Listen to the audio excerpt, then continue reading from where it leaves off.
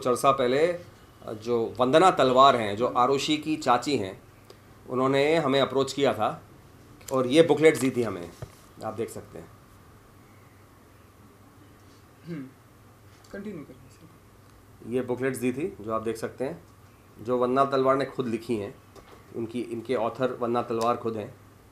ये बुकलेट्स दी थी और हमें कहा गया था कि हम इस बुकलेट्स में जो मैटर दिया है उसको अपनी फिल्म में दिखाएं।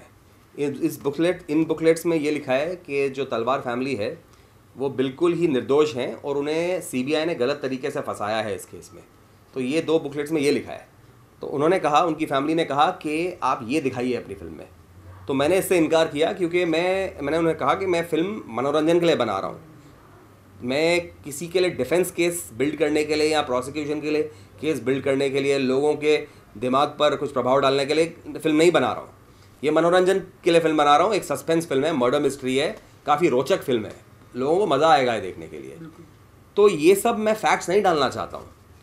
हो सकता है कि मेरी फिल्म की कहानी कुछ आपके केस से मिलती जुलती हो, लेकिन अभी कोई कहानी लिखता है या कोई फिल्म बनाता है तो दरअसल हमारे समाज के जो करंट इश्यूज़ हैं उसी पर आधारित होती है। तो इसका ये मतलब नहीं है कि मैंने आपकी स्टोरी दिखाई है। मैंने एक फिक्टिशियस काल्पनिक कहानी दिखाई है, वो बहुत सारे रियल केसेस से मेल जोल खाती है। बिकॉज जैसे हम बोलते हैं, art imitates life and life imitates art. तो ये एक साइकिल है। तो ये मैंने उनसे कहा, तो ये बात उनको पची नहीं। वो चाह रहे थे कि हमारी फिल्म रुक जाए क्योंकि वो चाहते थे कि हम अपनी फिल्म में उनको निर्दोष दिखाएं। तो ये मैंने अग्री नहीं किया। तो उन्होंने फिर हमारे पर केस किया, हाई कोर्ट में केस किया। 11 महीने केस चला और फिर उन्होंने दूसरे फिल्म मेकर के साथ डील की, उनसे काफ़ी भारी रकम भी लेकर अपने स्टोरी की राइट्स दी उनको, और फिर जाके ये फिल्म बनी जिसमें उनका दृष्टिकोण दिखाया गया है कि हम निर्दोष हैं और हमें गलत तरीके से फंसाया गया है। तो ये फ़र्क है रहस्य और दूसरी फिल्म में। मेरे ख्याल से जस्टिस हुई है इस फिल्म के साथ शुरू से अंत तक।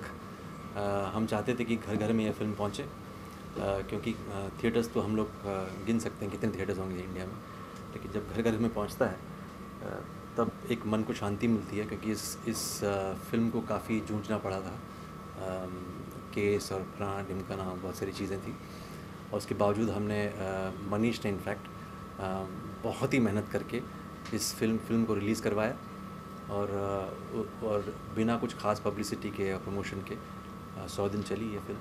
रहस्य 2 अक्टूबर को जी सिनेमा पे आने वाली है दोपहर के 12 बजे। तो ये काफ़ी खुशी की बात है हमारे पूरे क्रू के लिए और कास्ट के लिए कि अभी टीवी पे आ रही है फिल्म, क्योंकि जो फिल्म ज़िंदा रहती है वो टीवी की वजह से ही रहती है। क्योंकि जो थिएटर में ऑडियंस देखती है या डीवीडी पर देखती है वो एक लिमिटेड ऑडियंस होती है, लेकिन टीवी की ऑडियंस जो है वो एक अनलिमिटेड ऑडियंस है। हर कोई टीवी देखता है और बहुत सारी फिल्में हैं जो आपने टीवी पे ही देखी होंगी। जैसे कि अभी कुछ पुरानी पिक्चर्स हैं जो क्लासिक्स बन गई हैं आज। अमिताभ बच्चन की पिक्चरें जो है वो आज भी हम देखते हैं तो वो टीवी पे आती रहती हैं और हमने टीवी पे ही देखी हैं। तो जो टीवी पे जब फिल्म रिलीज़ होती है तो उससे उसको बहुत ही लंबी उम्र मिल जाती है, उसको लॉन्ग लाइफ मिल जाती है।